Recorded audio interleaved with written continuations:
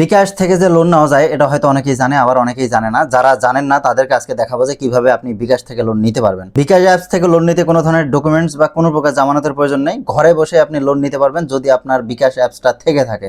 বিকাশের লোনটা হচ্ছে একটা ডিজিটাল লোন, আপনার কোথাও যাওয়া লাগবে না, আপনি ঘরে বসেই পেয়ে যাবেন। আপনার ট্রানজ্যাকশন যদি ভালো থাকে তাহলে অবশ্যই আপনি লোন পাবেন এবং লোন লিমিটটাও অনেক বেশি পাবেন, সর্বোচ্চ 50,000 টাকা পর্যন্ত।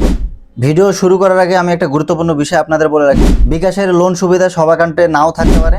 বিকাশ নির্দিষ্ট কিছু গ্রাহককে যোগ্যতার ভিত্তিতে এই সুবিধা প্রদান করে, যেমন যারা দীর্ঘদিন ধরে বিকাশ অ্যাপ ইউজ করে, যাদের লেনদেন হিস্ট্রিটা ভালো, তারাই কিন্তু বিকাশ থেকে লোনটা নিতে পারবেন। আমি স্ক্রিন রেকর্ডের মাধ্যমে আপনাদের দেখিয়ে দিচ্ছি কিভাবে আপনারা বিকাশ থেকে লোন নিতে পারবেন এবং সেই সাথে আপনিও কিন্তু চেক করে নিতে পারবেন যে ঠিক এই মুহূর্তে আপনি কত টাকা বিকাশ থেকে লোন নিতে পারবেন।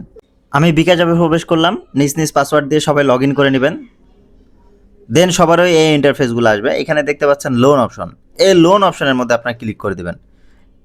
দেন এখানে দেখতে পাচ্ছেন ইওর কারেন্ট লোন লিমিট 1000 টাকা। বিকাশ থেকে এই মুহূর্তে আমি সর্বোচ্চ 1000 টাকা লোন নিতে পারবো। আমার যেহেতু বিকাশে খুব একটা লেনদেন হয় না, তাই হয়তো আমাকে লোনের পরিমাণটা খুব কম দিয়েছে। কিন্তু যারা বেশি পরিমাণে লেনদেন করে, বিকাশ আপনাদের সর্বোচ্চ 50,000 টাকা পর্যন্ত লোন দিতে পারে।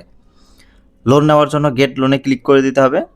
আমি চাইলে এখান থেকে 500 টাকাও লোন নিতে পারবো, আবার চাইলে 1000 টাকাও নিতে পারবো। মেয়াদ হচ্ছে 3 মাস।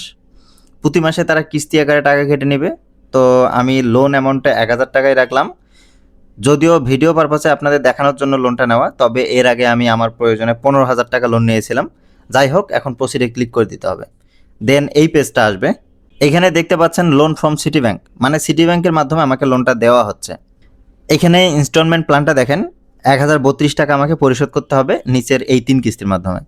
কিস্তির ডেট এবং কোন কিস্তিতে কত টাকা পরিশোধ করতে হবে তা সুন্দরভাবে এখানে দেওয়া আছে। কিস্তির ডেট আসার আগেই আপনাকে বিকাশের মধ্যে টাকা রাখতে হবে। আপনার অ্যাকাউন্ট থেকে বিকাশ অটোমেটিক কিস্তির টাকা কর্তন করে নেবে। এগুলো আপনি একটু দেখে নেবেন।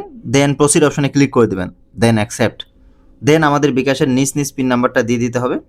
দেন ট্যাব অ্যান্ড হোল্ড করে দিলেই সাথে সাথে লোনটা আমাদের দিয়ে দিবে।